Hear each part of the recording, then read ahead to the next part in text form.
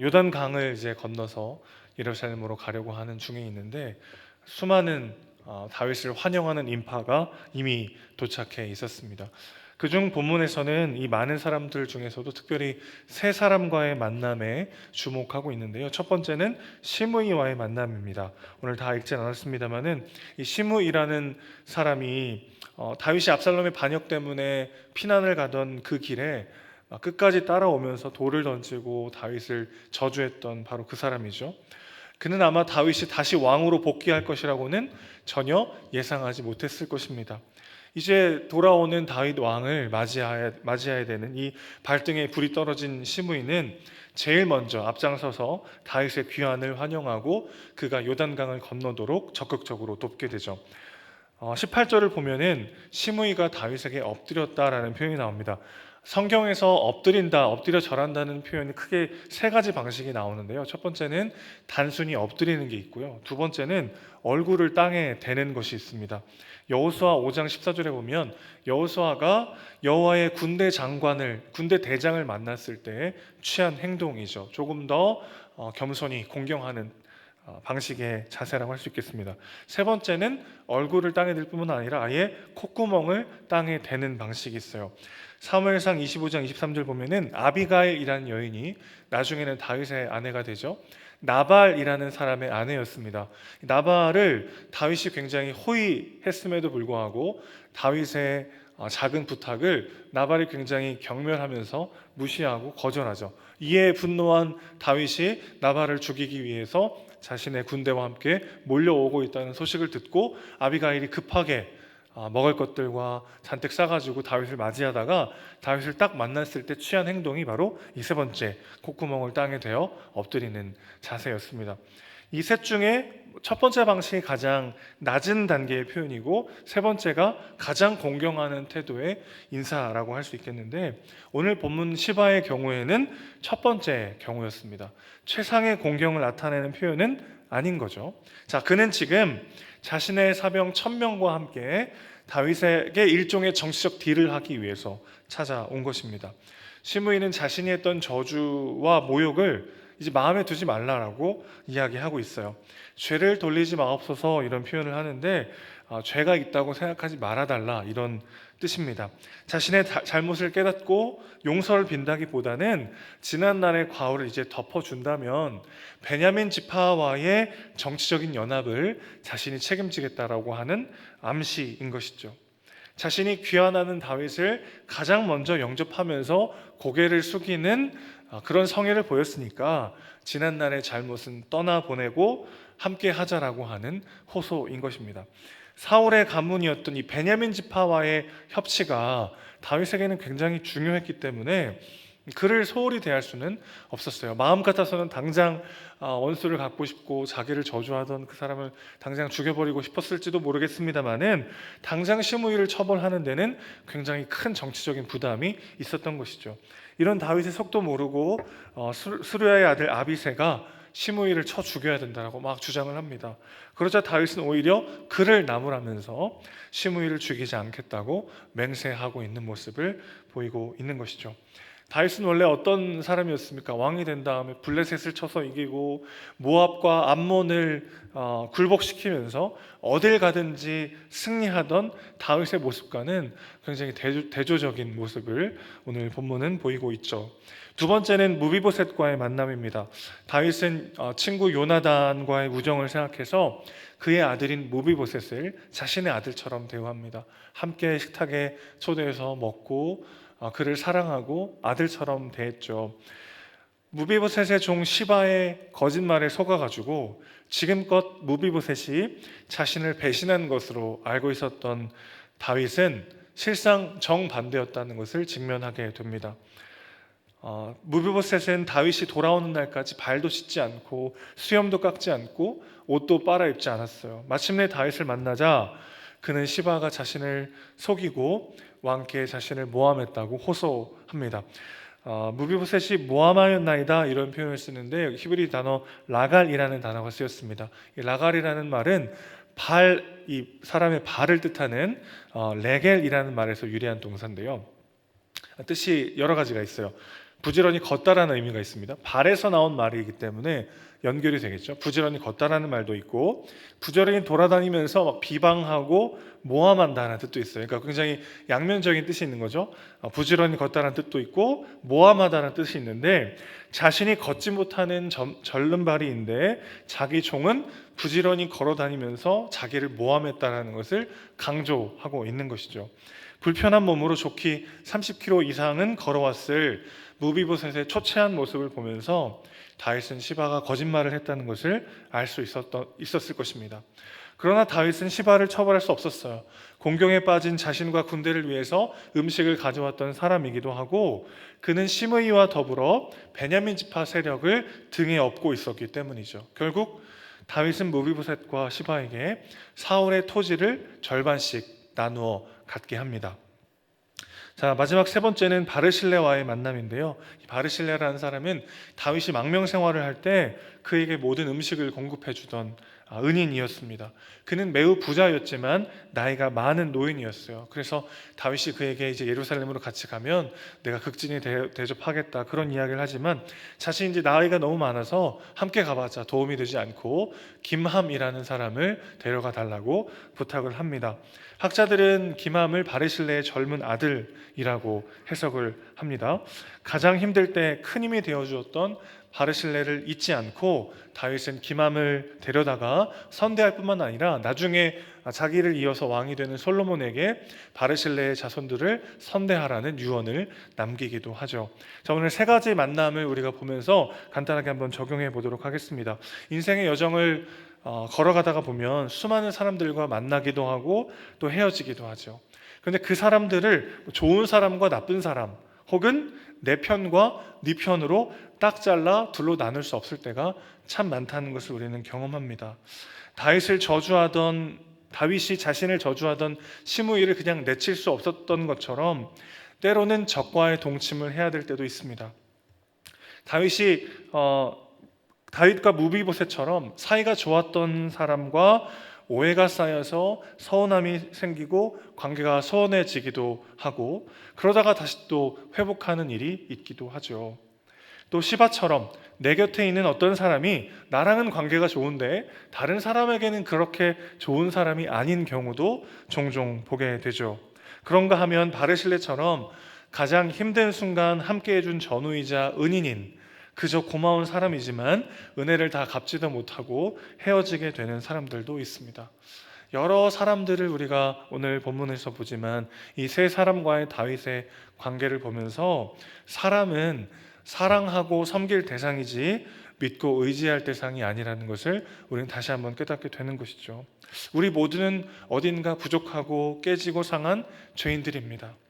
완전한 사람은 없죠. 그래서 기대가 크면 클수록 실망도 크기 마련입니다. 우리 모두가 죄인임을 기억할 때 타인의 모난 모습을 긍휼히 여길 수 있는 마음이 우리 안에 다시 한번 생기게 되는 것이죠. 또한 사람들과의 관계 속에서 나의 존재감을 찾으려는 몸부림을 내려놓을 수 있게 됩니다. 망가지고 깨진 눈으로 서로를 바라보는데 어떻게 다른 사람의 판단이 온전히 나일 수 있겠습니까? 언제나 나를 알아주고 나의 마음을 온전히 다 헤아려주고 나를 무조건적으로 사랑해주시고 받아주시는 분은 우리 예수님밖에 없다는 것을 우리는 기억해야 될 줄로 믿습니다. 자, 그래서 오늘 무비보셋이 다윗에게 하는 말 가운데에서 우리가 사람과 사람 사이에 어떤 마음으로 관계해야 되는지에 대한 힌트를 얻게 됩니다. 27절 28절 말씀 같이 한번 다시 읽어볼게요. 시작. 종인 나를 내 주 왕께 모함하였나이다. 내 주 왕께서는 하나님의 사자와 같으시니 왕의 처분대로 하옵소서. 내 아버지의 온 집이 내 주 왕 앞에서는 다만 죽을 사람이 되지 아니하였나이까. 그러나 종을 왕의 상에서 음식 먹는 자 가운데 두셨사오니 내게 아직 무슨 공의가 있어서 왕께 부르짖을 수 있사오리까 하니라. 지금 무비보셋은 엄청난 오해와 거짓과 비난 때문에 엄청나게 지금 억울한 상황입니다. 가지고 있었던 재산도 다 빼앗기고 자신의 종이 자기를 기만하는 그런 일 때문에 정말 낙심한 상황이죠. 다윗이 와서 이 모든 것들을 다 정리해 주면 좋겠는데 그렇지 않고 자기 종 시바와 반반씩 재산을 나누게 된 상황입니다. 여러분, 누군가가 무언가를 줬을 때 준 기쁨은 순식간에 사라지고 당연히 내 것이 되기 마련이고요. 내 것을 빼앗길 때의 슬픔과 분노는 무언가를 가졌을 때의 기쁨보다 훨씬 더 크기 마련이죠. 이럴 거면 주지 말지, 그런 마음이 들 수도 있는 상황입니다. 그런데 무비보셋은 지금 어떻게 말하고 있죠?